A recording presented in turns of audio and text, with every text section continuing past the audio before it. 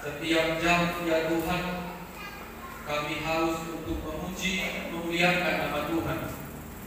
Setiap waktu ya Tuhan, kami juga haus akan kebenaran firman Tuhan. Tibalah saatnya bagi kami untuk mendengarkan kebenaran firman Tuhan. Roh-Mu yang kudus menyertai dan menaungi setiap akal dan pikiran kami, sehingga kebenaran firman Tuhan dapat tetap tinggal dan diam, bahkan berbuah dalam setiap kehidupan kami. Dalam nama Yesus kami berdoa dan bersyukur kepada Tuhan. Amin. Shalom. Shalom. Bapak Ibu saudara-saudara, mari kita buka kitab kita dari Markus pasalnya yang pertama, dimulai ayat yang ke-29 sampai ayatnya yang ke-39. Markus pasal pertama ayat 29 sampai 39.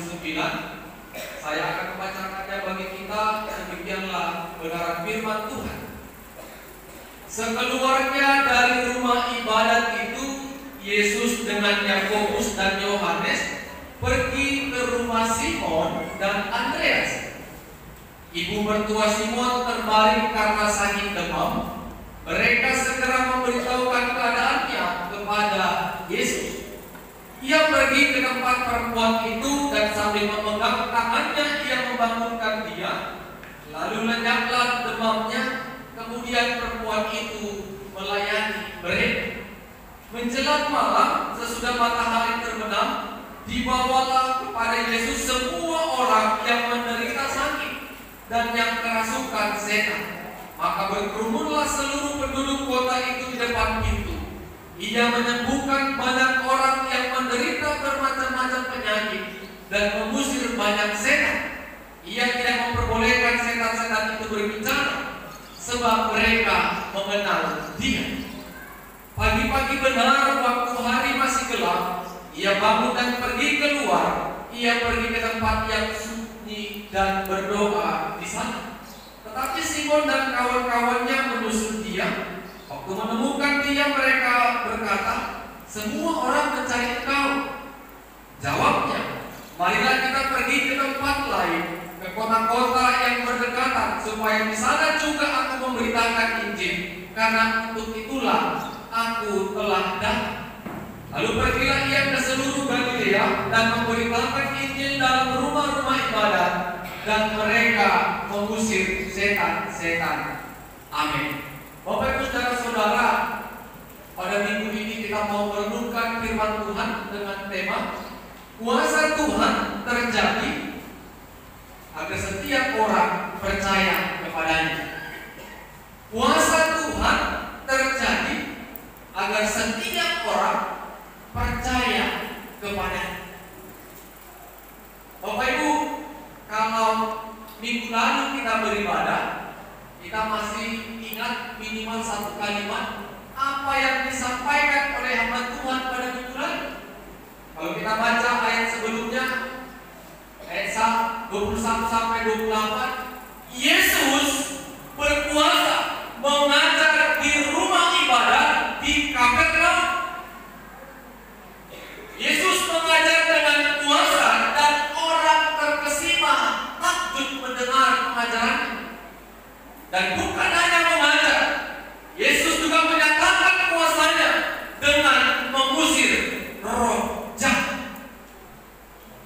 Makanya dikatakan tadi ayat yang ke-29, sekeluarnya dari rumah ibadat itu, Yesus dengan Yakobus dan Yohanes pergi ke rumah Simon Petrus dan Andreas. Setelah pulang dari rumah ibadat, mereka pergi ke rumah Simon Petrus dan Andreas. Untuk apa mereka berkunjung ke sana? Karena mertua Simon Petrus sakit demam. Bapak Ibu, kalau kita mencatat ada sakit demam, berarti bukan sakit sekarang. Demam sudah ada pada zaman Yesus. Ketika Yesus melihat perempuan itu terbalik, dia memegang tangannya dan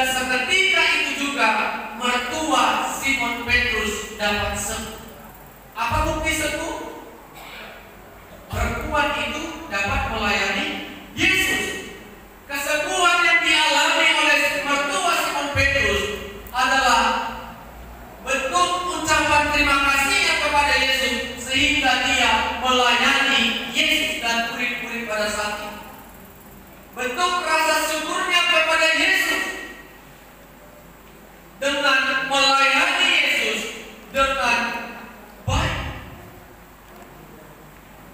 Bapak Ibu, saudara-saudara yang terkasih, kuasa Yesus nyata. Kuasa Yesus menyembuhkan mertua Simon Petrus yang sedang sakit. Apakah hanya kepada mertua Simon Petrus? Bukan. Semua orang berbondong-bondong untuk bertemu dengan Yesus, membawa keluarganya yang sedang sakit. Dan bukan hanya yang sakit, yang kerasukan setan pun dibawa untuk bertemu dengan Yesus.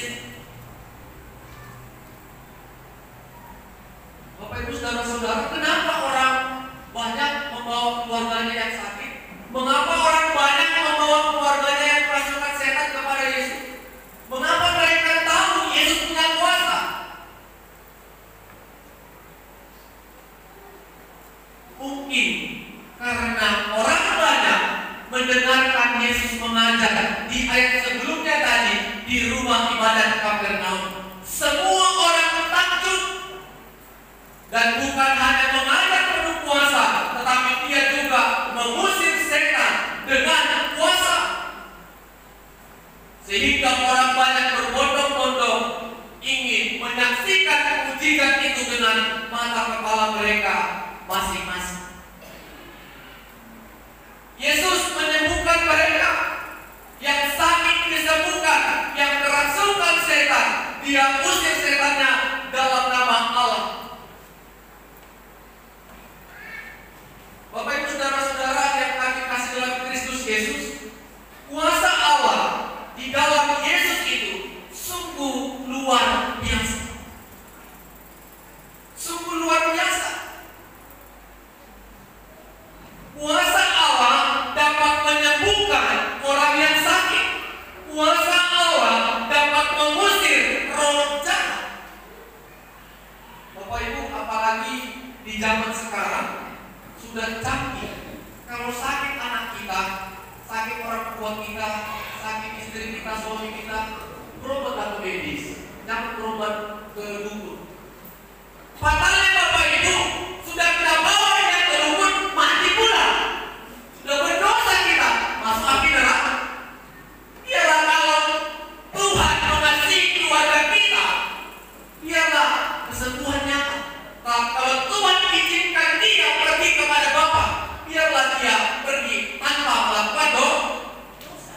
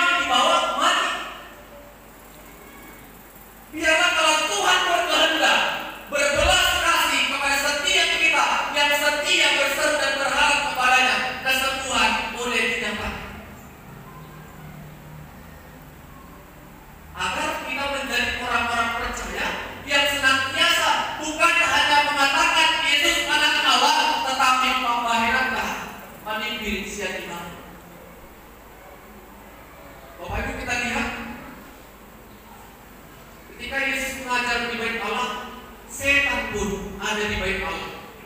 Bapak Ibu, tadi sini ya setan itu. Setan pun di bait Allah. Setan pun mengenal Yesus. Tadi sini ya, tadi samping punya dia. Tadi samping ngomong sastranya setan itu. Tadi samping pihak temannya setan itu. Tak tahu kita. Hati-hati. Siapa yang lemah terkena? Jadi jangan katakan kau mau tinggal di pria daun siap ini. Siapa bilang? Setan pun tinggal di bait Allah. Setan pun di bait Allah mencobai siapa-siapa yang lemah. Atar kacang dari tanah memedomi setan itu Bapak Ibu. Atar kacang tanah amalimun memedomi setan itu. Bukan diri kita itu. Setan itu bekerja. Tabung sekipas. Lamreng memang. Bapak Ibu di gereja ini obat tidur yang paling mantap maju. Gak malah ke bidan ke dokter. Mau tidur datang ke gereja. Gampang. Apalagi pada siap. Bohong terus bohong. Kalau dokin amin pulang. Pandai diri. Jadi Bapak Ibu, setan itu ada di rumah ibadah. Siapa kita yang lemah, maka kita bisa dikuasai oleh setan. Panggil Yesus, undang Yesus yang punya kuasa. Ketika Bapak Ibu masuk ke rumah ibadah ini, kuasa Yesus ada dalamku. Ketika aku mulai dan mengakhiri pujian kepada Tuhan. Setelah Yesus melayani menyembuhkan orang-orang yang kerasukan setan, orang-orang yang sakit, Yesus pergi. Kemana Yesus pergi Bapak Ibu saudara-saudara? Kalau kita baca ayat selanjutnya, ayat 35, pagi-pagi benar waktu hari masih gelap, ia bangun dan pergi keluar, ia pergi ke tempat yang sunyi dan berdoa di sana. Bapak Ibu, Yesus berdoa. Walaupun Yesus anak Allah, dia tetap mengambil waktu untuk berdoa. Yesus mengambil waktu di tempat yang sunyi. Dikatakan tadi tidak diberitahu jamnya, pagi-pagi benar. Sebelum Yesus memulai pelayanan yang baru, Yesus menyerahkan semuanya seturut dengan kehendak Allah. Bapak Ibu, siapa kita yang meneladani sedikit dari Yesus ini? Bangun pagi-pagi benar, berdoa. Atau zaman sekarang, bangun pagi-pagi benar, membuat status, memang tinggal dan berhari. Buat apa yang hati ini dipikir. Kalau mau saya curang, membuat status dia. Belum siap, belum ada, nama pegang handphone necek, membayar status. Dan belum bertani. Pagi-pagi benar, bertemu dengan Yesus lewat doa. Bertemu dengan Yesus dan berharap Yesus yang berkuasa sebelum kita melangkah menjalani hidup satu hari ke depan. Biarlah Yesus yang berkuasa. Arjul kita mau lihat Tuhan. Mau lihat Tuhan. Sehat kita diberikan. Umur panjang mau lihat itu. Pertama itu kita sampaikan ucapan syukur kepada Tuhan dan minta Tuhan berkehendak, Tuhan yang berkuasa atas hidup kita sepanjang satu hari. Karena apa Bapak Ibu? Setan terus bekerja.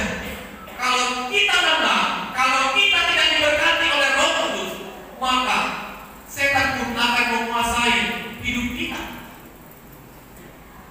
Ketika Yesus berdoa di tempat yang sunyi, Simon Petrus dan kawan-kawannya mencari.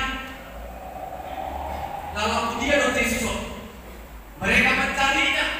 Dan ketika mereka mendapatkan Yesus, apa kata mereka? Semua orang mencari Engkau. Pagi-pagi benar Bapak Ibu, semua orang mencari Yesus. Karena Yesus dapat melakukan banyak mujizat dan kuasa. Tetapi apa kata Yesus Bapak Ibu saudara-saudara?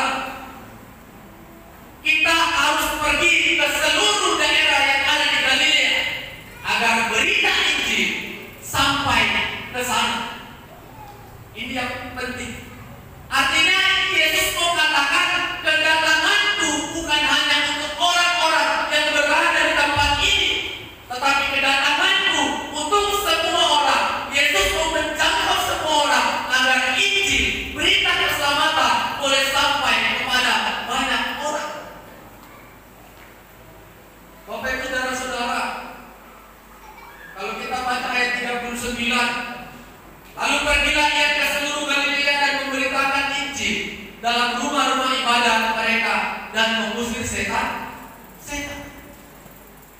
Satu perikop ini Bapak Ibu tak berapa kali sebutkan setan.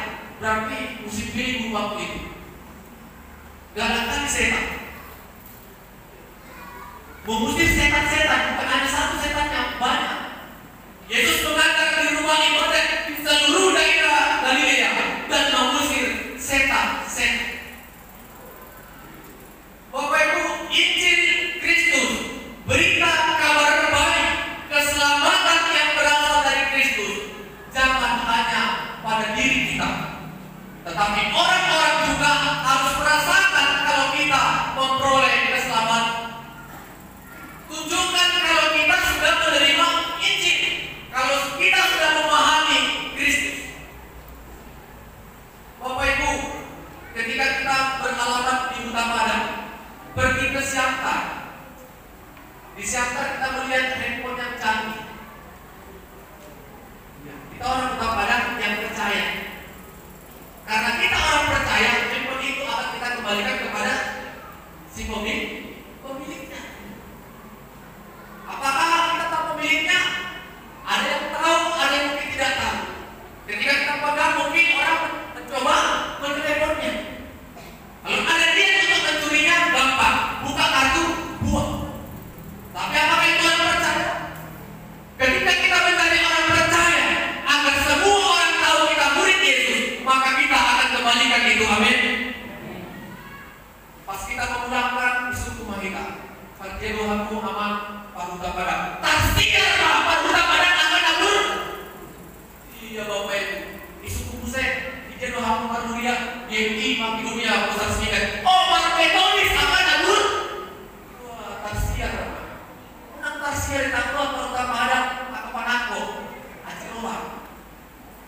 Tarsiar Pak Paduka Padang akan membuat pasti roh keselamatan. Kita kenalkan kalau kita itu murid Tuhan Yesus. Jadi murid Tuhan Yesus itu bukan baik menjadi lingkungan ini, tetapi juga baik ke semua daerah.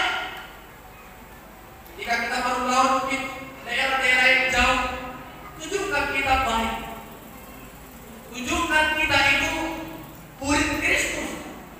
Tunjukkan kita itu telah menerima keselamatan dan mensyukuri keselamatan itu. Dan kita lawan tuh luar nasib Maradan, dilihat mereka tidak orang memang utama belum berdoa aman.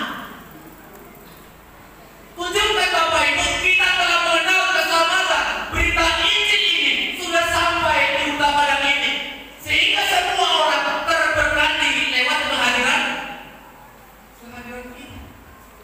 Bapak Ibu, apa yang mau kita renungkan dari kebenaran firman Tuhan pada saat ini?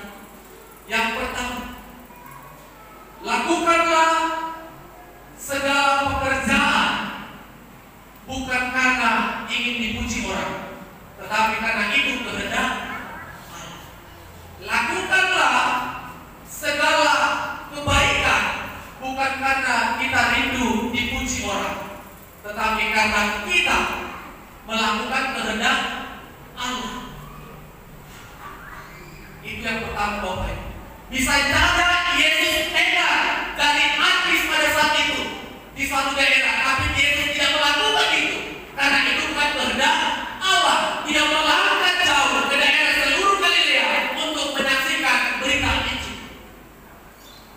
Jadi kebaikan yang kita lakukan, apa yang kita ucapkan baik, bukan karena kita tidak pujian, tetapi karena nama Tuhan akan dipermuliakan lewat kehadiran kita. Amin.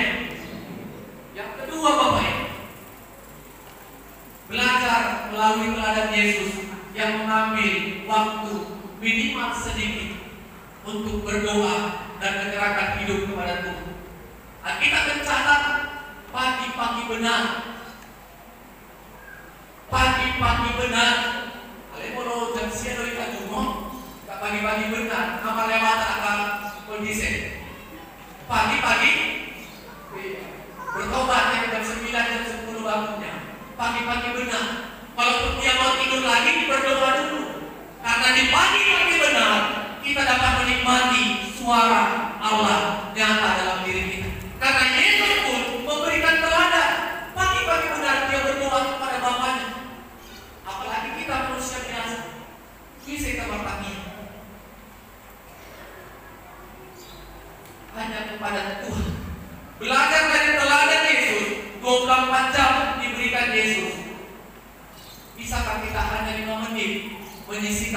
berdoa dan baca Alkitab 5 menit. Kalau sudah mampu 5 menit, tambah lagi 6 menit. Selanjutnya 24 jam itu banyak Bapak Ibu. Makanya Bapak Ibu sebelum melakukan pekerjaan berdoa. Kita belum seperti agama tetangga yang diminta waktunya banyak. Kita hanya berdoa sebelum memulai dan berdoa setelah mengakhiri segala aktivitas kepada Tuhan itu pun sangat susah. Karena iblis lebih berkuasa. Dan yang terakhir Bapak Ibu Saudara-saudara, lakukanlah apa yang menjadi kehendak Tuhan, bukan keinginan dari kita. Lakukanlah apa yang menjadi kehendak Tuhan, bukan keinginan dari kita. Artinya apa? Jangan lebih percaya kepada kuasa kegelapan daripada kuasa Allah. Benar, kuasa dunia ada, tetapi menaklukkan itu bukan dilawan kuasa dunia. Wah, Astabeto lebih hebat dan utuh para udan dan udan. Kuasa dunia ditaklukkan dalam nama. Jangan mau Bapak Ibu. Walaupun ada yang mencoba merayu kita, tadi malah mau berobat hubungi. Tadi mah, jangan mau Bapak Ibu. Itu si jahat. Iblis, setan terus mempengaruhi kita agar kita tidak memegang pendirian pada kebenaran firman Tuhan. Lakukanlah kehendak Allah, bukan keinginan dari diri kita. Agar setiap orang yang menyatakan menyaksikan kuasanya, seperti tema kita tadi, banyak orang yang percaya kepada Yesus. Amin. Kita bersatu di dalam doa. Terima kasih ya Tuhan, kami ucapkan kepadamu besar kuasa Tuhan dalam setiap kehidupan kami. Kami bersyukur Allah lebih berkuasa atas hidup kami, karena kami adalah ciptaan Tuhan. Mampukan kami Tuhan untuk senantiasa menahan diri kami atas kuasa-kuasa dunia, atas godaan-godaan dunia yang akan membawa kami ke dalam jurang maut. Biarlah kiranya Tuhan Roh-Mu yang kudus melepaskan kekuatan kuasa dunia dalam diri dan daging kami, sehingga kami bebas dari kuasa dunia, dan ajari kami Tuhan untuk menyerahkan segala kehidupan kami hanya sepenuhnya kepada tangan kuasa Tuhan. Kuasa Tuhan yang mampu menyembuhkan, kuasa Tuhan yang mampu mengusir roh-roh jahat, kuasa Tuhan yang mampu memulihkan keadaan kami, kuasa Tuhan yang akan mampu memulihkan keadaan rumah tangga kami, keluarga kami, dan anak-anak kami. Kami imani kebenaran firman Tuhan pada saat ini. Biarlah ketika kami menerima keselamatan yang bersumber daripada Tuhan, kami juga dapat menjadi saksi-saksi Kristus kemanapun kami akan melangkah. Terpuji nama Tuhan, dalam nama Yesus kami berdoa dan bersyukur kepada Tuhan. Amin.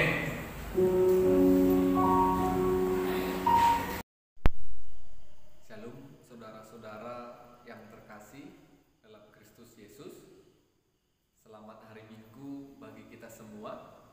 Sebelum kita mendengarkan kebenaran firman Tuhan, mari kita bersatu di dalam doa. Bapa di sorga, terima kasih ya Tuhan buat berkat dan penyertaan Tuhan yang boleh kami rasakan sampai pada saat ini. Kami boleh memuji, memuliakan, dan mengagungkan nama Tuhan lewat ibadah kami pada minggu ini. Secara khusus ketika kami mendengarkan firman Tuhan, Roh hikmat-Mu senantiasa menyertai kami, sehingga kebenaran firman Tuhan boleh kami mengerti, kami imani, terlebih dapat kami lakukan dalam setiap kehidupan kami. Dalam nama Yesus kami berdoa dan bersyukur kepada Tuhan. Amin. Saudara-saudara yang diberkati Tuhan, saya percaya Bapak Ibu, saudara-saudara dalam keadaan sehat. Kita boleh memuji, memuliakan, dan bersyukur kepada Tuhan lewat ibadah pada minggu ini. Mari kita buka Alkitab kita dari Injil Markus pasalnya yang ke-9, ayat kedua sampai 9. Injil Markus pasalnya yang ke-9, ayat 2 sampai 9. Saya akan membacakan kebenaran firman Tuhan bagi kita semua. Demikianlah firman Tuhan. 6 hari kemudian Yesus membawa Petrus, Yakobus dan Yohanes, dan bersama-sama dengan mereka ia naik ke sebuah gunung yang tinggi. Di situ mereka sendirian saja. Lalu Yesus berubah rupa di depan mata mereka, dan pakaiannya sangat putih berkilat-kilat. Tidak ada seorang pun di dunia ini yang dapat mengelantang pakaian seperti itu. Maka nampaklah kepada mereka Elia bersama dengan Musa. Keduanya sedang berbicara dengan Yesus. Kata Petrus kepada Yesus, "Rabi, betapa bahagianya kami berada di tempat ini.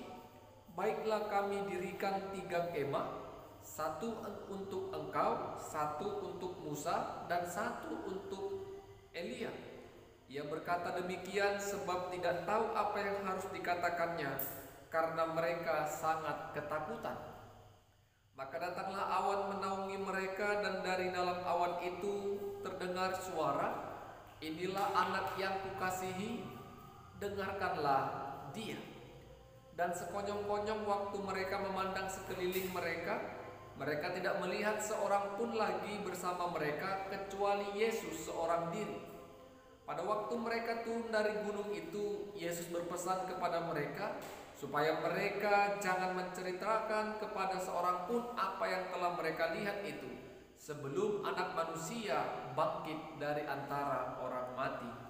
Amin. Bapak, Ibu, saudara-saudara yang kami kasih dalam Kristus Yesus, kita mau menggumuli kebenaran firman Tuhan pada minggu ini dengan tema merasakan kehadiran Tuhan dengan melakukan kehendak-Nya. Merasakan kehadiran Tuhan dengan melakukan kehendak-Nya. Saudara-saudara yang terkasih, sebelum kita membahas, menggumuli firman Tuhan yang kita baca pada minggu ini, kalau kita lihat ayat yang sebelumnya, pasal 8, mulai dari ayat 27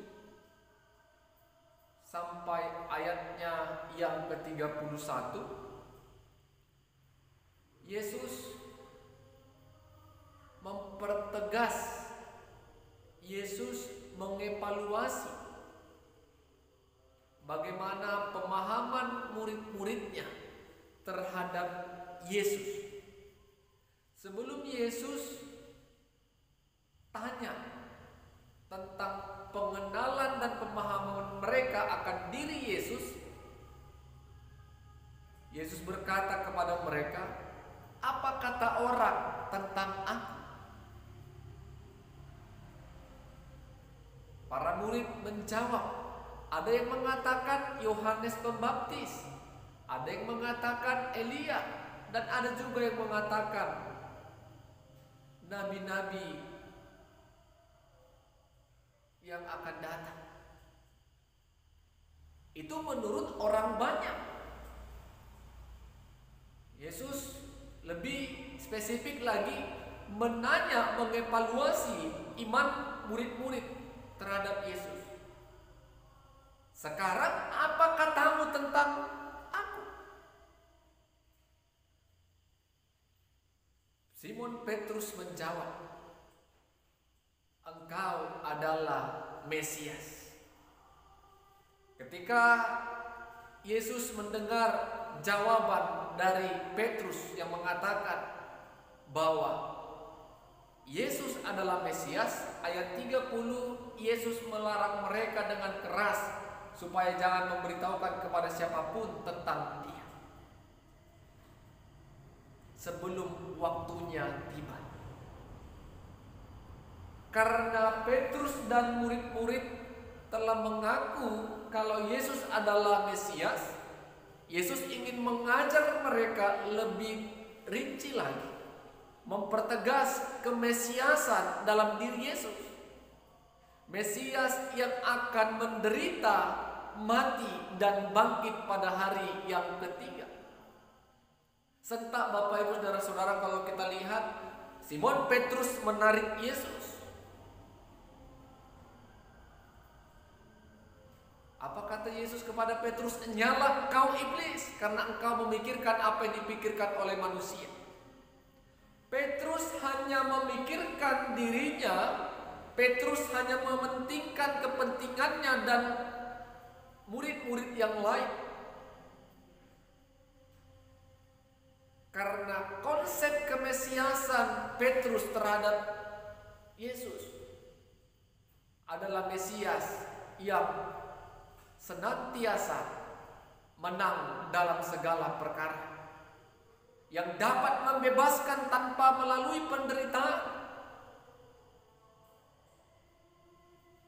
Sehingga Yesus katakan, nyala engkau iblis, karena yang dipikirkan Petrus hanyalah kepentingannya. Mungkin Petrus takut kehilangan sosok guru yang luar biasa.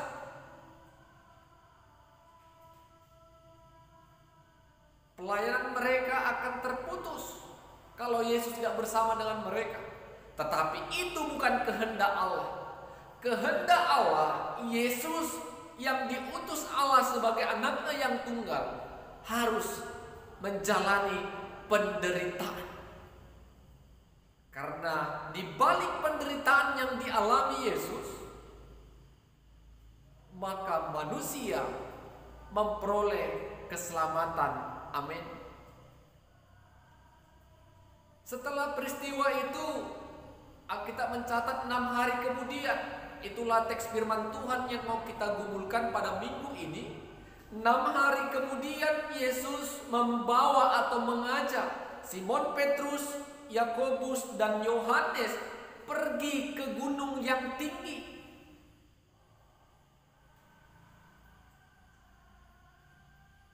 Kita tidak tahu apa alasan Yesus membawa mereka ke gunung yang tinggi. Dan kalau kita melihat, tidak ada sedikit pun penolakan dari ketiga murid ketika mereka hendak dibawa Yesus ke gunung yang tinggi. Mereka turut dan taat akan perintah dan ajakan Yesus. Seketika mereka sampai di gunung tersebut, Bapak Ibu, saudara-saudara yang terkasih, terjadilah perubahan rupa Yesus. Yesus berubah rupa, pakaiannya putih berkilat-kilat. Tidak ada seorang pun yang dapat melihat kilauan cahaya pada Yesus pada saat itu. Saudara-saudara yang terkasih, ini yang kita sebut sebagai Minggu Transfigurasi, perubahan rupa Yesus.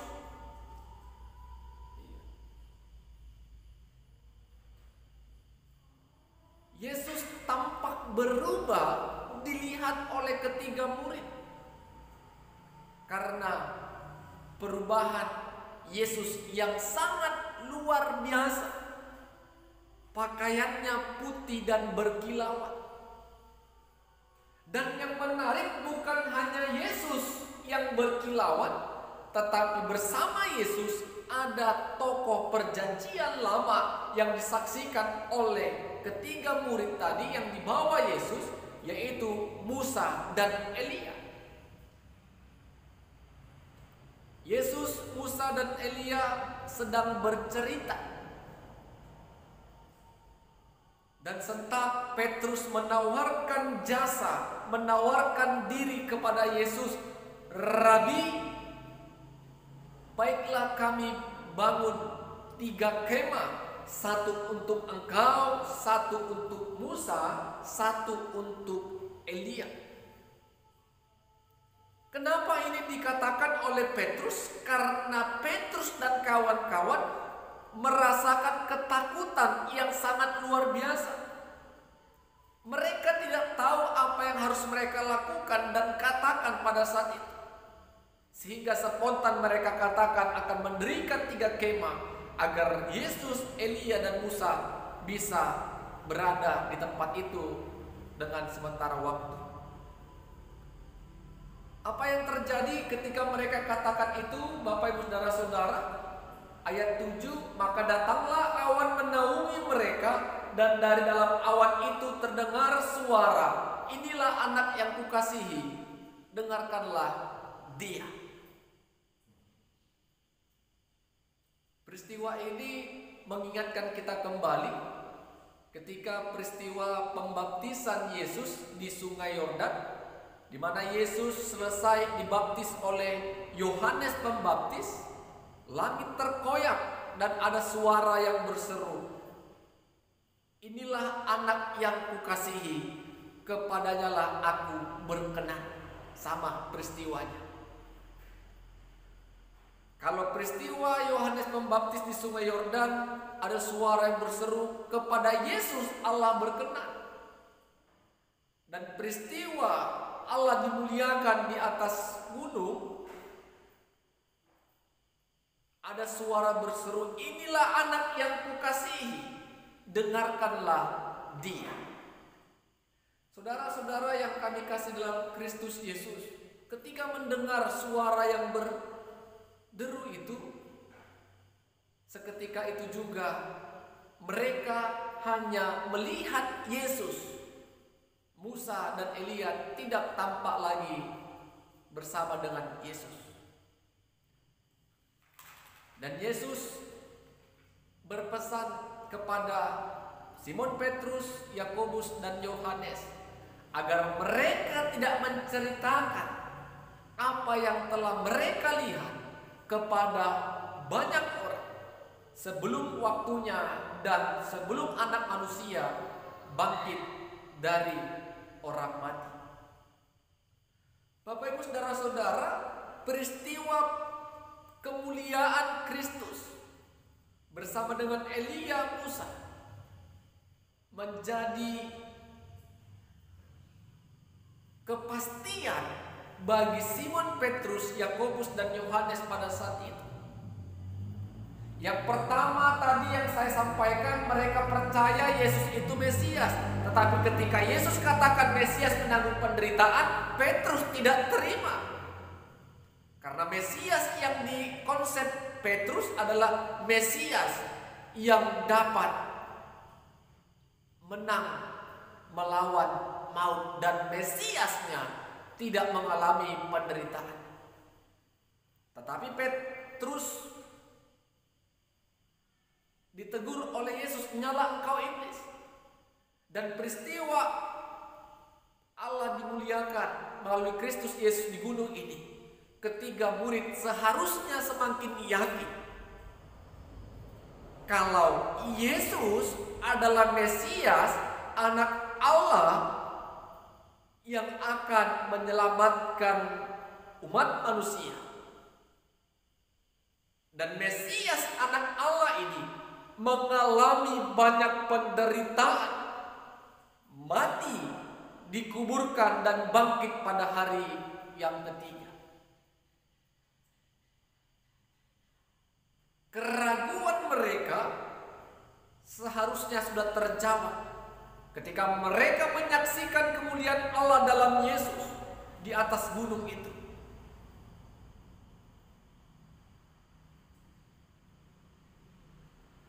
Bapak Ibu Saudara-saudara yang kami kasih dalam Kristus Yesus,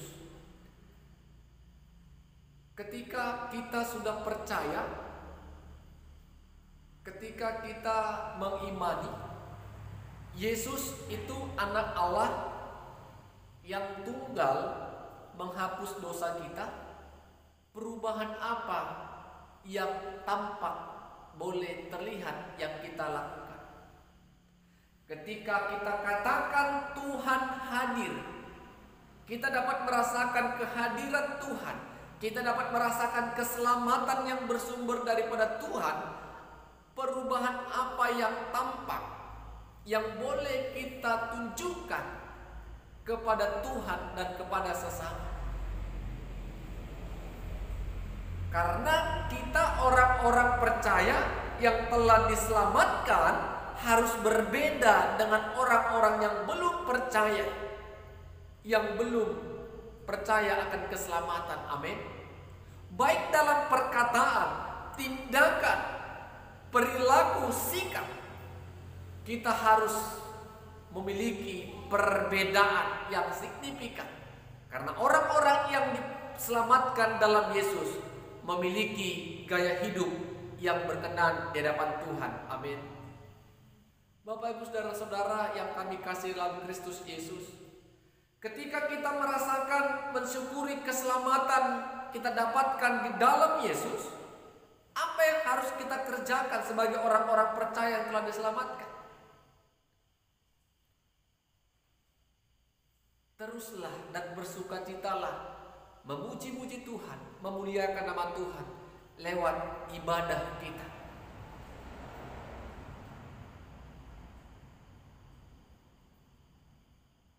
Itu yang pertama. Kenapa kita memuji, kenapa kita memuliakan nama Tuhan? Karena itu bentuk rasa syukur kita. Kita telah memperoleh keselamatan yang bersumber dari Allah dalam Kristus Yesus.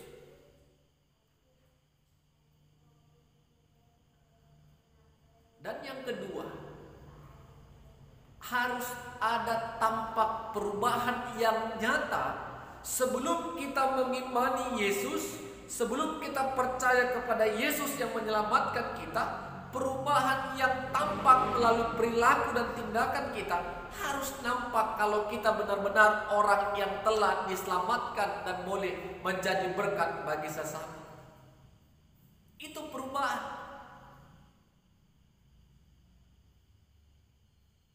Kalaulah sama yang kita kerjakan kejahatan sebagai orang percaya, yang dikerjakan orang yang belum percaya kepada Yesus juga kejahatan, apa yang membuat kita beda dengan dunia ini? Mari Bapak Ibu, saudara-saudara, biarlah Roh Kudus memimpin, menuntun dan memampukan orang-orang percaya untuk merasakan kehadiran Tuhan. Ketika kehadiran Tuhan dirasakan, maka perubahan yang nyata yang akan kita praktekkan dalam kehidupan sehari-hari untuk memuliakan namanya. Amin. Kita bersatu dalam doa. Tuhan, terima kasih buat kebenaran firman-Mu yang telah kami dengarkan pada saat ini. Kami bersyukur Roh-Mu yang kudus senantiasa menyertai kami. Kami percaya Tuhan, ketika kami mengimani Kristus Yesus sebagai Tuhan dan Juru Selamat kami yang hidup, kami adalah orang-orang yang dilimpahkan anugerah yang daripada Tuhan. Ajari kami Tuhan untuk membuktikannya, mempraktekannya, karena kami telah diselamatkan dalam Tuhan dengan melakukan apa yang dikehendaki dan berkenan di hadapan Tuhan. Hamba-Mu selesai menyampaikan firman Tuhan, tapi Roh Tuhan terus bekerja dan berkarya, memberkati setiap pendengar-pendengar kebenaran firman Tuhan pada saat ini. Dalam nama Yesus kami berdoa dan bersyukur kepada Tuhan. Amin. Shalom, saudara-saudara. Tuhan Yesus memberkati kita. Salam sehat buat kita semua. Amin. Shalom, saudara-saudara yang kami kasih dalam Kristus Yesus. Selamat hari Minggu bagi kita semua. Kami percaya Bapak Ibu saudara-saudara adalah orang yang diberkati, dipelihara dan dilindungi oleh Tuhan. Kita boleh bersama-sama memuji, memuliakan Tuhan lewat ibadah pada minggu ini. Dan tibalah saatnya bagi kita untuk dengar-dengaran akan kebenaran firman Tuhan. Sebelumnya kita bersatu di dalam doa. Segala puji syukur, hormat, kemuliaan kami panjatkan kehadirat-Mu ya Tuhan. Besar kasih dan anugerah Tuhan boleh kami rasakan. Tuhan berikan kami napas kehidupan, kesehatan dan kesempatan untuk memuji-muji, memuliakan nama Tuhan. Biarlah ketika kami mendengarkan sabda firman-Mu, kami boleh dikuatkan oleh Roh Kudus, sehingga Roh Kuduslah yang membuat kami mengerti akan kebenaran firman Tuhan yang akan kami dengarkan bersama-sama. Dalam nama Yesus kami berdoa dan bersyukur kepada Tuhan. Amin. Bapak Ibu saudara-saudara, pada minggu ini kita menggumuli firman Tuhan dari Injil Markus pasal pertama ayat 9 sampai 15. Markus pasal pertama ayat 9 sampai 15. Saya akan bacakan firman Tuhan bagi kita. Demikianlah kebenaran firman Tuhan. Pada waktu itu datanglah Yesus dari Nazaret di tanah Galilea, dan ia dibaptis di sungai Yordan oleh Yohanes. Pada saat ia keluar dari air, ia melihat langit terkoyak dan roh seperti burung merpati turun ke atasnya. Lalu terdengarlah suara dari surga, "Engkaulah anak yang kukasihi, kepadamulah aku berkenan." Segera sesudah itu roh memimpin dia ke padang gurun. Di padang gurun ia tinggal 40 hari lamanya, dicobai oleh iblis. Ia berada di sana di antara binatang-binatang liar, dan malaikat-malaikat melayani dia. Sesudah Yohanes ditangkap, datanglah Yesus ke Galilea memberitakan Injil Allah. Katanya, "Waktunya telah genap, kerajaan Allah sudah dekat. Bertobatlah dan percayalah kepada Injil." Amin. Bapak, Ibu, saudara-saudara yang kami kasih dalam Kristus Yesus, pada minggu ini kita mau mendengarkan firman Tuhan dengan tema bertobatlah dan percayalah kepada Yesus. Bertobatlah dan percayalah kepada Yesus. Saudara-saudara yang terkasih, dalam melakukan setiap kehendak Tuhan, pasti kita tidak dapat melakukannya seorang diri. Karena melakukan kehendak Tuhan, melakukan rencana Tuhan, rencana Allah dalam hidup kita untuk kemuliaan Tuhan, tidak dapat kita lakukan hanya seorang diri. Kita membutuhkan orang lain untuk melakukan misi Allah, untuk melakukan pekerjaan yang telah Tuhan kehendaki ketika Tuhan telah ciptakan kita. Kenapa saya katakan ini, Bapak Ibu saudara-saudara? Dalam teks firman Tuhan yang kita baca tadi, untuk melakukan kehendak dan rencana Allah dalam diri Yesus, Yesus yang sebagai anak Allah harus memberi dirinya dibaptis kepada Yohanes Pembaptis di sungai Yordan. Padahal Yohanes Pembaptis menolak, mencegah. Tetapi apa kata Yesus? Karena dengan demikianlah kita melakukan kehendak Bapa di surga. Jadi Bapak Ibu saudara-saudara, peristiwa pembaptisan Yesus di sungai Yordan adalah suatu rencana Allah yang besar. Karena kalau kita pikir-pikir, Yesus sebagai anak Allah, mengapa dia harus dibaptis Yohanes Pembaptis? Karena sebelum melakukan dan melangkah lebih jauh pelayanan Yesus di tengah-tengah dunia ini, Yesus terlebih dahulu harus mengalami baptisan yang dilakukan oleh Yohanes Pembaptis. Dan selesai dilakukan Yohanes Pembaptis, pembaptisan di sungai Yordan, terkoyaklah langit, terdengar suara yang berseru, "Inilah anak yang kukasihi, kepadanyalah aku berkenan." Allah ingin mengatakan kepada orang-orang pada saat itu, kepada setiap orang yang mendengar dan menyaksikan pembaptisan Yesus, "Inilah anak yang kukasihi, kepadanyalah aku berkenan." Yesus adalah anak Allah, anak yang tunggal yang dikasihi Allah. Allah mengutus Yesus untuk menyelamatkan umat manusia dari dosa.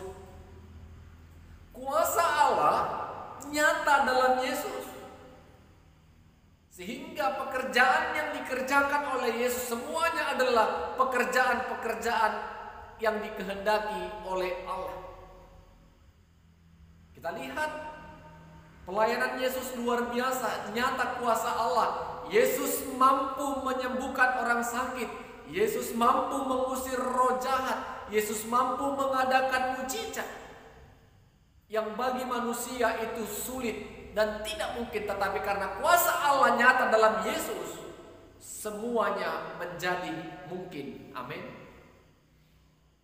Bapak Ibu dan Saudara yang terkasih, setelah selesai peristiwa pembaptisan Yesus di Sungai Yordan dan suara dari awan telah terdengar, Yesus memulai pelayanannya. Markus mencatat Yesus dipimpin oleh Roh masuk atau pergi ke padang gurun 40 hari lamanya. Dan di padang gurun Yesus dilayani oleh malaikat-malaikat. Dan kalau dalam Matius pasal 4 terlihat jelas, di padang gurun Yesus dicobai oleh iblis. Di dalam puasanya, dalam keadaan laparnya, Yesus dicobai sampai 3 kali. Kalau engkau anak Allah, jadikanlah batu ini menjadi roti. Itu pencobaan pertama. Di Markus tidak terlihat, tetapi di Matius kalau kita buka, sangat terlihat jelas. Yesus dicobai iblis di padang gurun. Karena situasi Yesus dalam keadaan lapar, iblis mengatakan, kalau engkau anak Allah, jadikanlah batu ini menjadi roti. Itu pencobaan yang pertama. Dan yang kedua, kalau engkau anak Allah, jatuhkanlah dirimu dan malaikat-malaikat akan menata engkau. Yesus tidak melakukannya. Dan pencobaan yang ketiga, kalau engkau sembah aku, maka semuanya ini akan menjadi milikmu. Apa kata Yesus, Bapak Ibu? Enyahlah engkau iblis.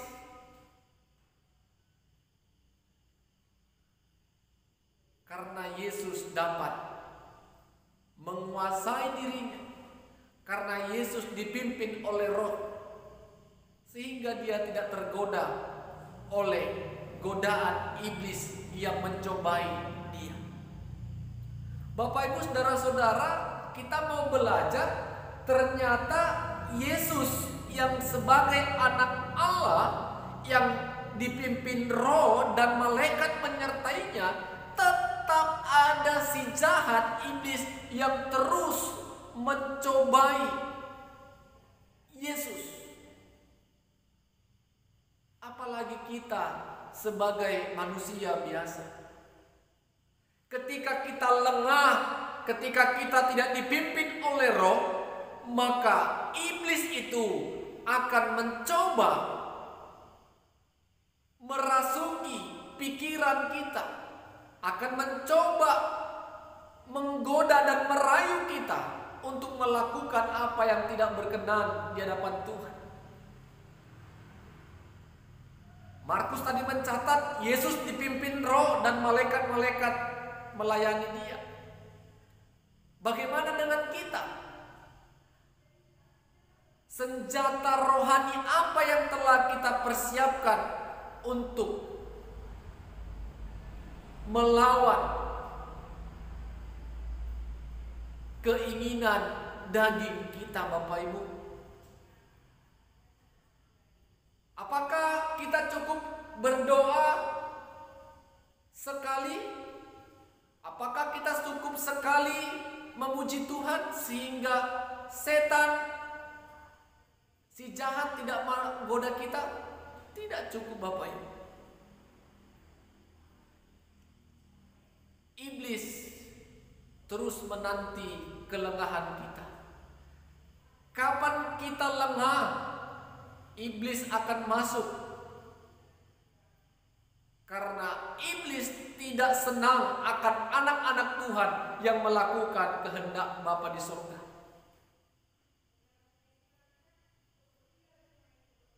Bagaimana caranya kita bisa tetap terjaga, waspada pada kejahatan-kejahatan yang ditawarkan oleh si jahat, yaitu iblis? Gunakan waktu dengan sebaik-baiknya. Waktu untuk bersekutu, waktu untuk memiliki komunikasi yang baik dengan Tuhan. Karena dengan kita banyak meluangkan waktu berkomunikasi dan bersekutu dengan Tuhan, maka peluang iblis untuk menggoda kita sangatlah kecil. Roh Kudus yang akan memimpin kita, menaungi kita, sehingga kejahatan-kejahatan boleh senantiasa kita dapat menguasai diri kita. Setelah peristiwa pencobaan di padang gurun, Bapak Ibu, Yesus mendengar kalau Yohanes Pembaptis telah ditangkap. Dan Yesus melanjutkan pelayanannya dan berseru kepada semua orang, bertobatlah dan percayalah kepada Injil. Seruan yang sama yang disampaikan Yohanes sebelum peristiwa pembaptisan. Berseru, bertobatlah dan berilah dirimu dibaptis. Yesus lebih signifikan menyerukan kepada banyak orang yang ada di daerah Galilea, bertobatlah dan percayalah kepada Injil. Kata kuncinya bertobat dan percaya kepada Injil. Ini tema kita tadi, bertobatlah dan percayalah kepada Yesus. Bertobat artinya dengan tidak melakukan kejahatan, itu bertobat. Tetapi apakah orang yang tidak melakukan kejahatan sudah percaya kepada Yesus? Belum tentu. Apakah sudah percaya kepada Injil? Belum tentu. Orang yang percaya kepada Injil, kepada Yesus sebagai Tuhan dan Juru Selamat, inilah yang memperoleh keselamatan. Bertobat belum cukup ketika kita belum percaya kepada Yesus. Bertobat dan percaya kepada Injil, percaya kepada keselamatan, itulah yang sempurna. Karena kita beroleh kehidupan yang kekal. Inilah yang diserukan Yesus. Kalau Yohanes sebelumnya berseru bertobatlah dan berilah dirimu dibaptis, Yesus katakan bertobatlah dan percaya kepada Injil. Siapa itu Injil? Yesus sendiri. Percayalah kepada Yesus sebagai anak Allah yang menghapus dosa manusia. Amin. Saudara-saudara yang kami kasih dalam Kristus Yesus, apa yang mau kita renungkan dari kebenaran firman Tuhan pada saat ini? Yang pertama, dalam melakukan kehendak Allah, rencana Allah atau misi Allah di dalam kehidupan kita, terkadang kita membutuhkan orang lain agar kehendak Allah itu, rencana Allah itu semakin sempurna. Jangan kita merasa, aku tidak perlu dia untuk melakukan pekerjaan Allah. Karena manusia itu saling membutuhkan satu sama lain. Manusia itu saling menolong, saling menopang. Kita lihat Yesus untuk melakukan misi yang besar. Yesus memerlukan Yohanes agar rencana Allah berjalan dengan baik. Kita tidak bisa ego, menutup diri, aku bisa memperoleh keselamatan tanpa aku melakukan sesuatu yang baik kepada sesama. Tidak bisa, Bapak Ibu Saudara-saudara. Keselamatan kita peroleh dalam Yesus, dan praktiknya kita buktikan kepada sesama. Ya, seperti khotbah minggu lalu, ketika Yesus sudah kita terima sebagai keselamatan, apa yang harus kita kerjakan kepada Tuhan dan kepada sesama. Yang kedua, cobaan dari iblis senantiasa akan datang kepada kita menghampiri hidup kita. Teruslah gunakan waktu semaksimal mungkin untuk giat bersekutu kepada Tuhan. Jangan pernah lengah. Gunakan hari-hari kita dengan melakukan kebaikan. Roh Kudus menolong, mengingatkan dan menegur kita. Itulah doa kita agar cobaan dari si jahat dapat kita hindari. Dan yang ketiga, jangan puas hanya bertobat dengan tidak melakukan kejahatan, tetapi milikilah iman kepada Yesus, karena Yesuslah jalan keselamatan. Keselamatan kita peroleh, maka kebaikanlah yang harus kita kerjakan. Keselamatan kita peroleh karena anugerah Tuhan semata. Sehingga pertobatan kita tidak sia-sia, tetapi pertobatan yang menghasilkan hidup yang kekal. Karena kita percaya kepada Yesus. Amin. Kita bersatu dalam doa. Terima kasih ya Tuhan buat kebenaran firman-Mu yang telah kami dengarkan. Ajari kami dengan hikmat dari Tuhan. Roh Kudus terus bekerja dalam setiap kehidupan kami, khususnya kami yang mendengarkan firman Tuhan, agar kami tetap percaya kalau Yesus itu anak Allah, Yesus itu berkuasa untuk menyelamatkan dosa kami. Ajari kami Tuhan untuk tetap memelihara iman percaya kami. Ajari kami Tuhan untuk tetap setia dan taat melakukan kehendak Tuhan, karena kami adalah orang-orang yang telah menerima anugerah keselamatan. Tuhan, terima kasih. Kami percayakan hidup kami ke dalam tangan Tuhan. Jangan biarkan kami lengah oleh karena godaan-godaan dunia, tetapi Roh Kudus senantiasa menaungi setiap kami, sehingga kami dapat melawan keinginan-keinginan daging kami, dan kami terus melangkah seperti yang Tuhan kehendaki dalam hidup kami. Dalam nama Yesus kami berdoa dan bersyukur kepada Tuhan. Amin. Shalom, Tuhan Yesus memberkati kita. Salam sehat buat kita semua. Horas. Shalom, saudara-saudara yang terkasih. Kita percaya kasih Tuhan dan tawaran Tuhan senantiasa menyertai setiap kehidupan kita. Kita boleh bersama-sama memuji Tuhan, memuliakan Tuhan lewat ibadah pada minggu ini. Dan tibalah saatnya bagi kita untuk dengar-dengaran firman Tuhan. Sebelum kita mendengarkan kebenaran firman Tuhan, mari kita bersatu di dalam doa. Terpuji nama-Mu ya Tuhan, memberkati, memelihara dan melawat hidup kami. Engkau senantiasa menyertai setiap kehidupan kami.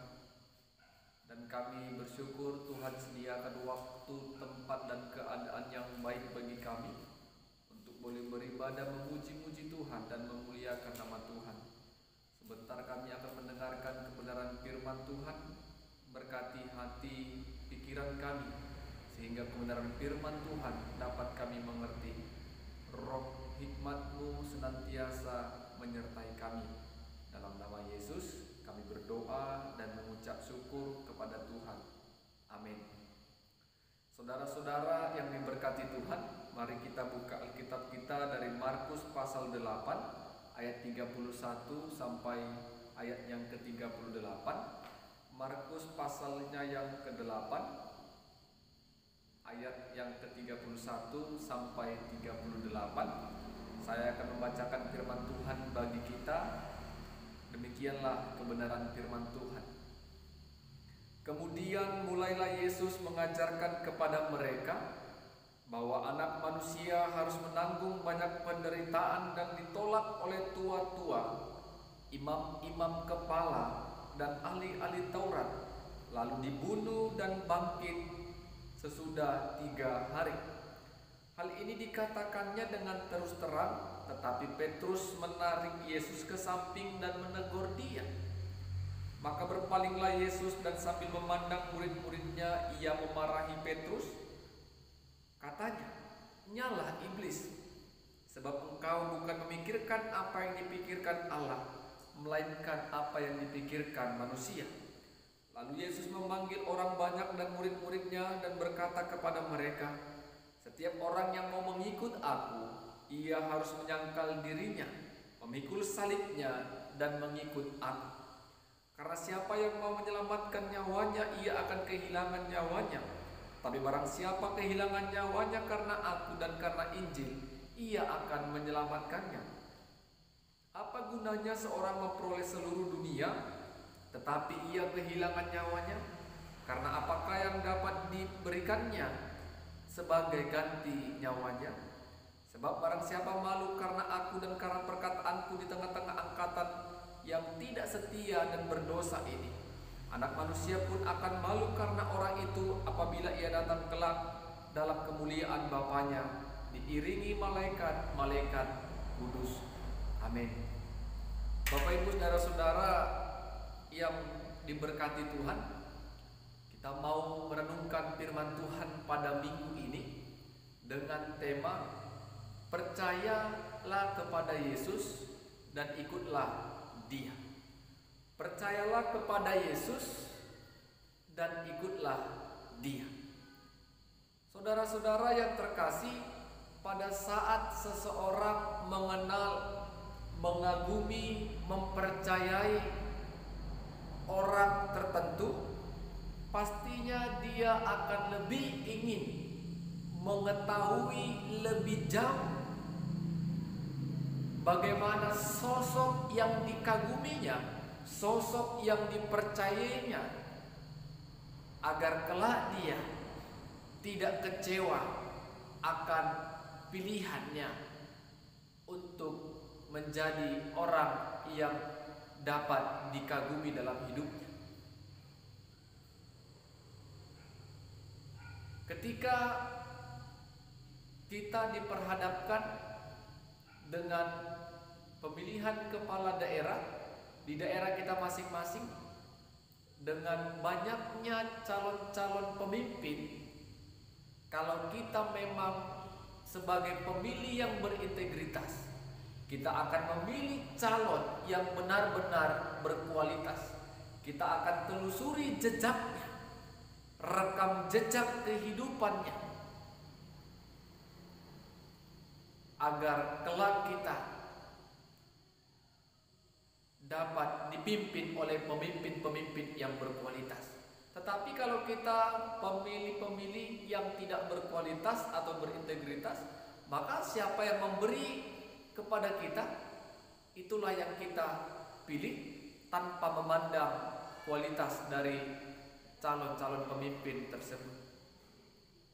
Bapak Ibu saudara-saudara, pengenalan murid-murid akan Yesus belum begitu sempurna. Ketika Yesus dan murid-murid hidup bersama dalam melayani, murid-murid sudah menyaksikan mujizat-mujizat dan kuasa Allah nyata dalam Yesus. Namun konsep kemesiasan murid-murid terhadap Yesus belumlah sempurna. Kalau kita baca ayat sebelumnya, Yesus mengevaluasi mereka dengan bertanya, "Menurut orang, siapakah aku ini?" Sebelum sampai pertanyaan kepada murid, Yesus mencoba, "Menurut pendapat orang lain, siapakah aku ini?" Murid-murid berkata, ada yang mengatakan Yohanes Pembaptis, Elia, dan nabi-nabi yang akan datang. "Menurutmu siapakah aku ini?"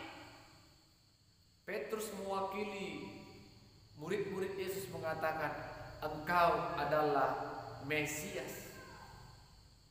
Mesias, anak Allah.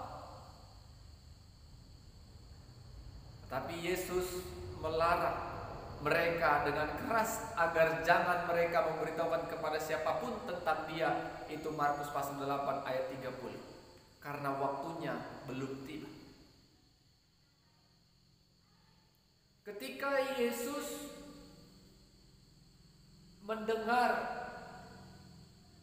pemahaman dari murid-murid yang percaya kalau Yesus adalah Mesias, sehingga Yesus ingin mengajar mereka lebih terperinci. Yesus mengajar mereka dengan terus terang. Ayat 31, Yesus mengajarkan kepada mereka bahwa anak manusia akan menanggung banyak penderitaan dan ditolak oleh tua-tua, imam-imam kepala, ahli Taurat, dibunuh dan bangkit pada hari yang ketiga. Mesias yang dipahami oleh murid-murid, Yesus menjelaskan Mesias yang kalian percayai itu akan mengalami banyak penolakan dan penderitaan, bahkan dibunuh, mati di kayu salib, dan akan bangkit pada hari yang ketiga. Yesus terang benderang mengajar murid-murid agar kemesiasan yang mereka pahami dan imani itu tidak terombang-ambing, tetapi kemesiasan yang mereka imani adalah kemesiasan yang benar-benar dapat dipahami, sehingga itulah yang dapat menyelamatkan mereka. Tetapi kita melihat, Bapak Ibu Saudara-saudara, ketika Yesus mengajar murid-murid secara khusus dengan terang benderang, Petrus menarik Yesus dan menegur dia.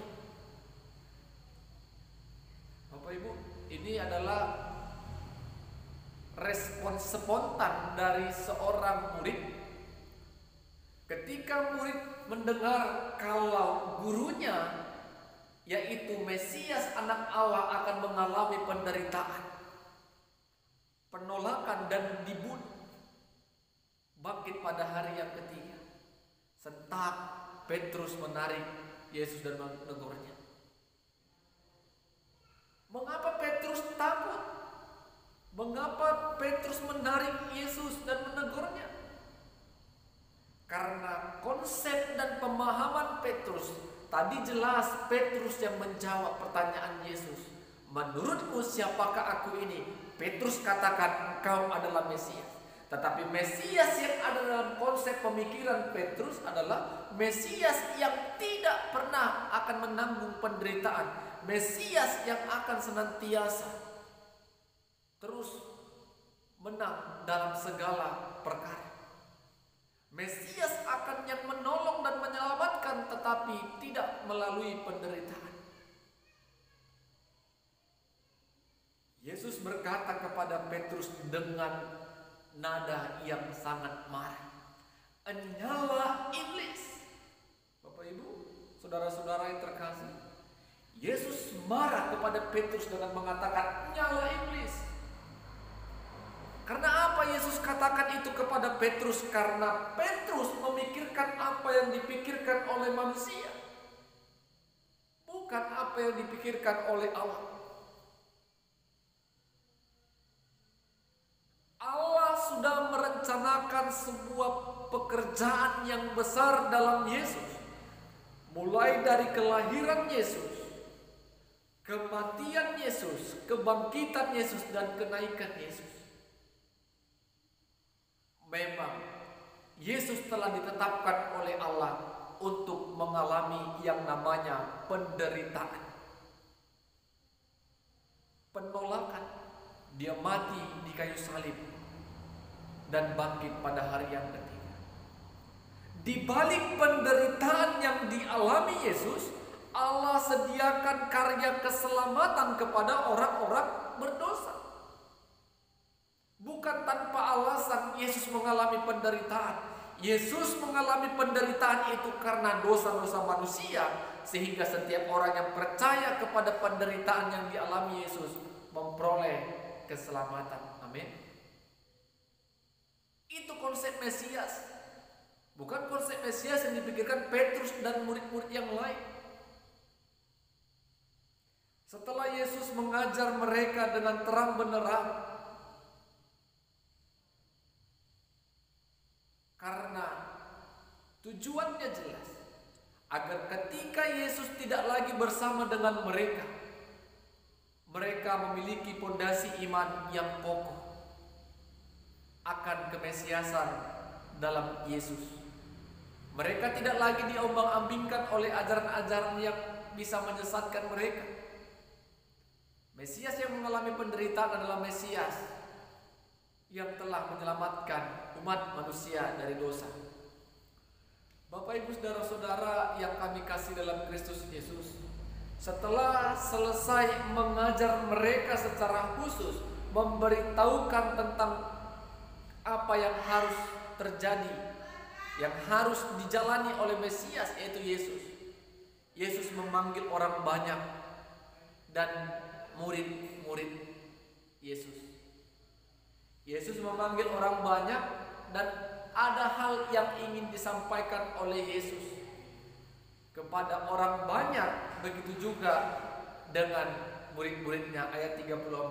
Lalu Yesus memanggil orang banyak dan murid-muridnya dan berkata kepada mereka, setiap orang yang mau mengikut aku, ia harus menyangkal dirinya, memikul salibnya, dan mengikut aku. Dua kata kunci untuk mengikut Yesus: menyangkal diri, memikul salib. Setelah itu barulah kita mengikut Yesus.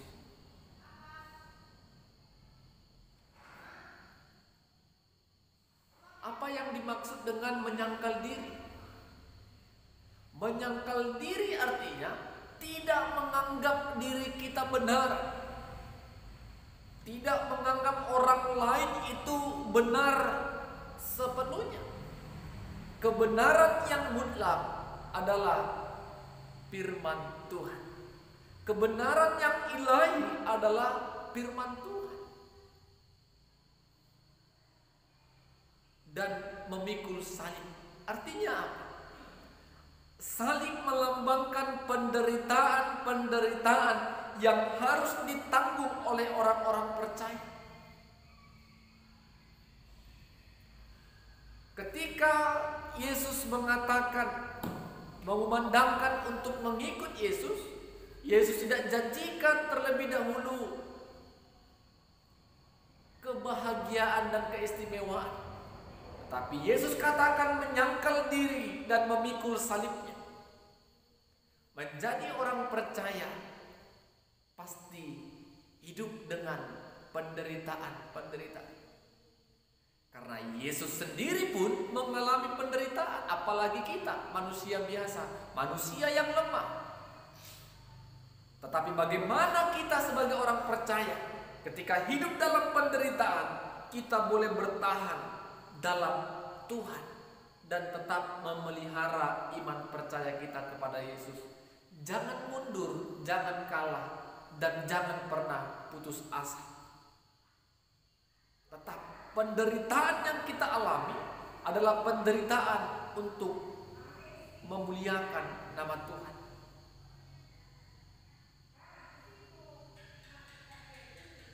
Sehingga kita menjadi orang-orang percaya yang benar.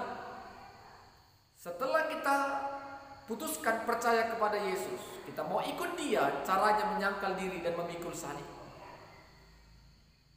Dan Yesus katakan, Bapak Ibu saudara-saudara, ayat 38, sebab barang siapa malu karena aku dan karena perkataanku, di tengah-tengah angkatan yang tidak setia dan berdosa ini, anak manusia akan malu karena orang itu apabila ia datang kelak dalam kemuliaan Bapanya. Bapak Ibu saudara-saudara, apakah kita yang mendengarkan firman Tuhan saat ini pernah malu menjadi orang Kristen? Malu karena di sekitar kita adalah mayoritas, kita minoritas. Jangan pernah malu. Ketika kita malu mengakui kepercayaan kita, keyakinan kita kepada Tuhan sebagai juru selamat, maka Tuhan juga akan menolak dan malu ketika kita akan masuk ke dalam kerajaan Allah. Bapak Ibu saudara-saudara, kita bisa uji iman kita. Kita bisa uji mental kita. Kalau kita benar-benar orang percaya, orang-orang yang telah diselamatkan dalam Yesus, siapapun orang-orang yang di sekitar kita, kita tetap berdoa dan berserah sepenuhnya kepada Tuhan, mengucap syukur kepada Tuhan. Kita akan uji Bapak Ibu. Mungkin semua kita pernah menikmati makanan di tempat umum atau keramaian.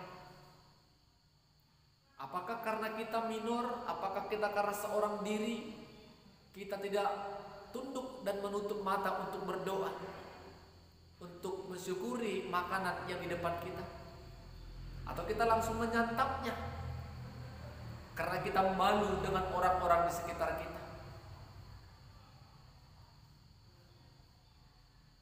Untuk masuk ke dalam kerajaan Allah, kita harus menjadi orang percaya yang berani menunjukkan jati diri kita.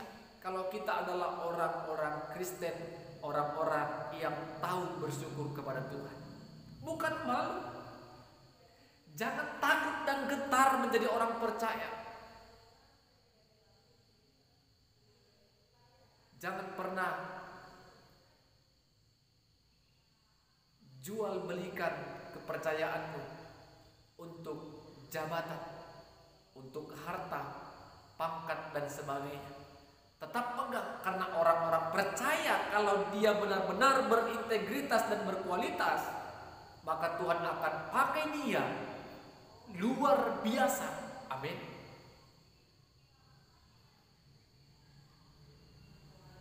Bapak Ibu saudara-saudara, apa yang mau kita renungkan dari kebenaran firman Tuhan pada minggu ini? Yang pertama, jangan pernah kita hanya menganggap, kita hanya percaya Yesus itu akan menjawab kesulitan, Yesus itu akan menolong setiap persoalan dan permasalahan. Jangan hanya sekedar itu, tetapi lebih dari itu. Kalau pekerjaan, persoalan, masalah sakit penyakit, kita percaya kepada Yesus, itu tidaklah sempurna. Kita percaya Yesus terutama karena Yesuslah juru selamat kita. Juru selamat kita yang senantiasa memberikan jalan untuk kita mendapatkan pengampunan dosa. Ya, aku percaya kepada Yesus karena dia baik, karena Yesus itu menyembuhkanku. Bukan. Karena Yesus juru selamat, karena Yesus berkuasa atas hidupku. Jangan bangga hanya Yesus bisa melakukan mujizat, tetapi bangga nyatakan dan buktikan kalau Yesus itu juru selamat dan saksikan kepada banyak orang. Yang kedua, menyangkal diri dan memikul salib. Ini syarat mengikut dia. Setelah kita percaya kepada Yesus sebagai juru selamat, kita mau ikut dia dengan cara menyangkal diri dan memikul salib. Mari bergumul Bapak Ibu saudara-saudara. Karena kebenaran firman Tuhan adalah mutlak, yang tidak pernah berubah, maka imanilah ini sebagai gaya hidup kita, cerminan hidup kita untuk memperoleh keselamatan. Dan pikulah salib kita masing-masing, penderitaan kita masing-masing. Semua kita pasti punya penderitaan, kesusahan. Tetapi marilah penderitaan yang kita alami itu tetap bertahan. Karena di balik penderitaan, di balik persoalan hidup, permasalahan dan pergumulan. Tuhan senantiasa memperhatikan kita, apalagi ketika kita tetap setia dan taat kepada Tuhan. Dan yang ketiga terakhir Bapak Ibu, ini penting bagi kita. Jangan pernah malu mengakui, jangan pernah malu menunjukkan kalau diri kita ini adalah orang percaya yang disebut dengan Kristen. Jangan pernah malu, tunjukkanlah. Kalau kita malu, maka kita malu menunjukkan kalau kita adalah orang-orang diselamatkan. Tunjukkan, berjuang menjadi garam dan terang. Orang percaya adalah anak-anak terang yang akan mampu memberikan teladan bagi orang-orang di sekitar kita. Ingat, jangan pernah malu. Walaupun kita minor, tetapi kalau kita mempunyai kualitas, kita akan tetap bisa berkarya dan melakukan pekerjaan-pekerjaan yang besar di hadapan Tuhan. Amin. Kita bersatu dalam doa. Ya Tuhan, terima kasih buat firman-Mu yang telah kami dengarkan pada minggu ini. Kami percaya ya Tuhan, kasih dan kemurahan Tuhan boleh menyertai kami. Kami boleh mengimani Yesus sebagai Tuhan dan Juru Selamat kami yang hidup. Dan ketika kami sudah percaya, ajari kami untuk belajar mengikut Yesus dengan menyangkal diri, memikul salib. Akan banyak penderitaan-penderitaan yang kami alami ya Tuhan. Tetapi kami percaya sukacita kami adalah ketika kami boleh bertahan dan tetap memelihara iman percaya kami kepada Yesus sebagai Tuhan dan Juru Selamat kami yang hidup. Bapa di surga, terima kasih Tuhan. Satu hal yang kami gumulkan pada saat ini Tuhan, ajari kami untuk tetap berani menampilkan dan menunjukkan kalau kami ini adalah orang-orang percaya lewat gaya hidup kami, tingkah laku, perkataan dan tutur kata kami, sehingga semua orang melihat kalaulah kami adalah orang-orang yang telah diselamatkan dalam Yesus, sehingga melalui kami, melalui teladan yang kami berikan kepada sesama kami, banyak orang yang diberkati dan semakin percaya kepada Yesus sebagai Tuhan dan Juru Selamat. Roh Kudus terus berkarya dan bekerja untuk memberkati setiap orang yang mendengarkan firman Tuhan pada saat ini. Dalam nama Yesus kami berdoa dan bersyukur kepada Tuhan. Amin. Shalom. Tuhan Yesus memberkati kita semua. Oras.